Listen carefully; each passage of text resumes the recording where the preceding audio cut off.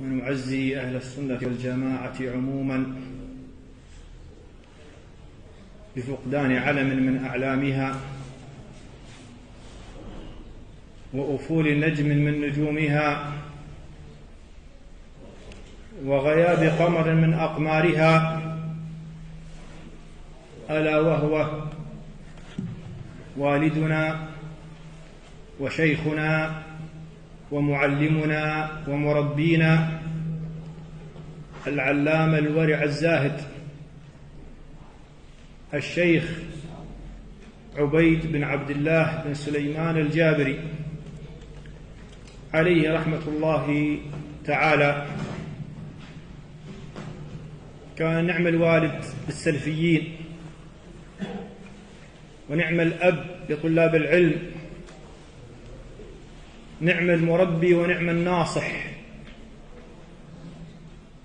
والله إن فقده لخسارة كبيرة. يقول أيوب السختياني عليه رحمة الله، يقول إنه ليبلغني موت الرجل من أهل السنة فكأنما أفقد أحد أعضائي. موت العالم خسارة للأمة، فبهم قوام الدين، وبهم حفظ الشرع،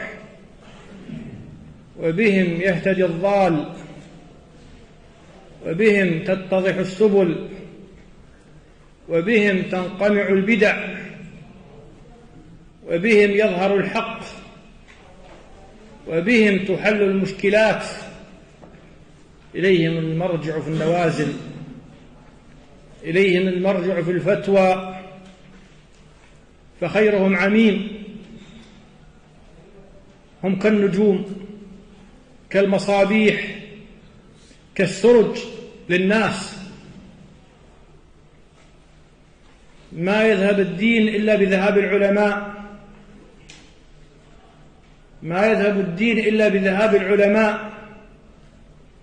إن الله لا يقبض العلم انتزاعا ينتزعه من العباد، ولكن يقبض العلم بقبض العلماء، حتى إذا لم يبق عالما اتخذ الناس رؤوسا جهالا فسئلوا فأفتوا بغير علم فضلوا وأضلوا.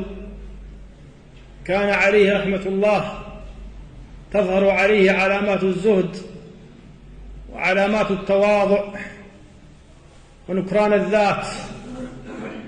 والله إنه ليمدح في وجهه، يقال هذا كلام شيخنا العلامة، فنرى أثر الكلام في وجهه يتمعر وجهه.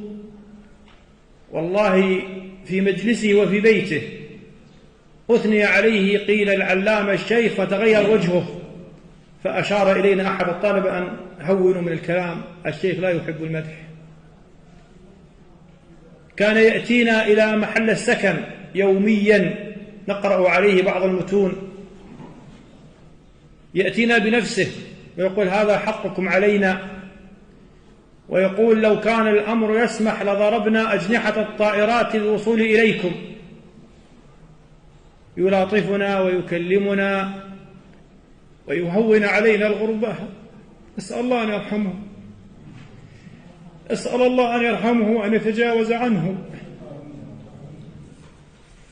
مرة سألني هل والداك أحياء؟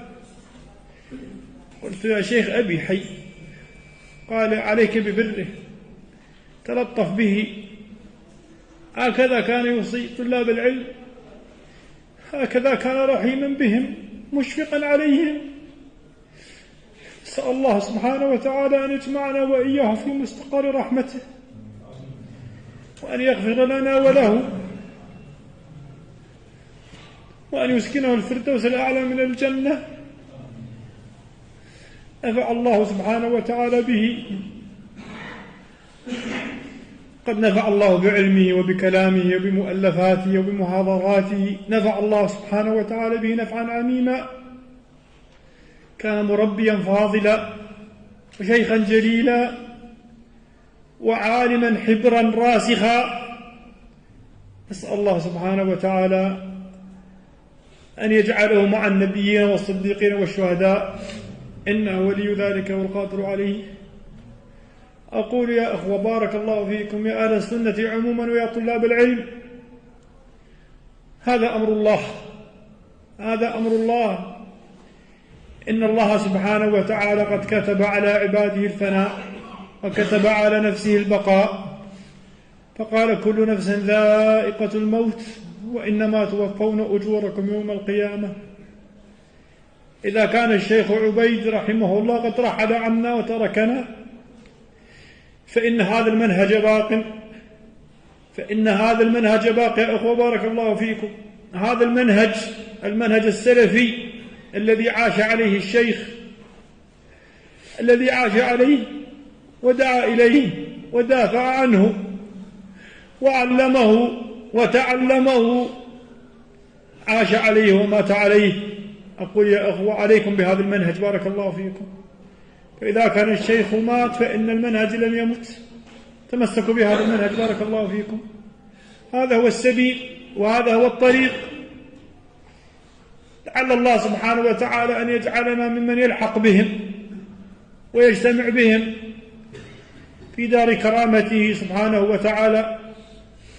عليكم بهذا المنهج العظيم، منهج أهل السنة والجماعة. ادرسوا وتعلموا، هكذا الذي يعيش يفقد الأحبة.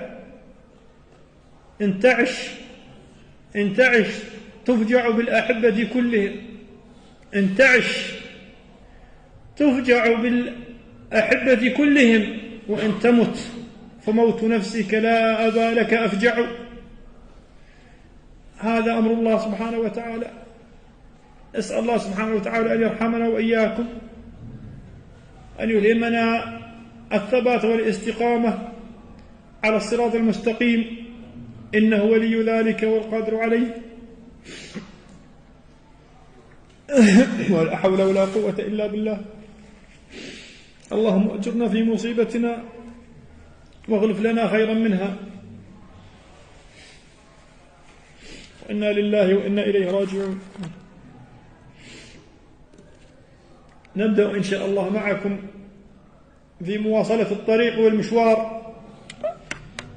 نبدأ معكم بمواصلة الطريق والمشوار، حتى وإن فقدتمونا فلا تقفوا على الدروس يا أخوة. حتى وإن فقدتمونا في يوم ما فعليكم بهذا المنهج، استمروا عليه واثبتوا عليه، تعلموه حتى تعلموه لغيركم، تعلموه حتى تعلموه لغيركم. وهذه رسالة يأخذها اللاحق عن السابق، تؤدي ما عندك. أسأل الله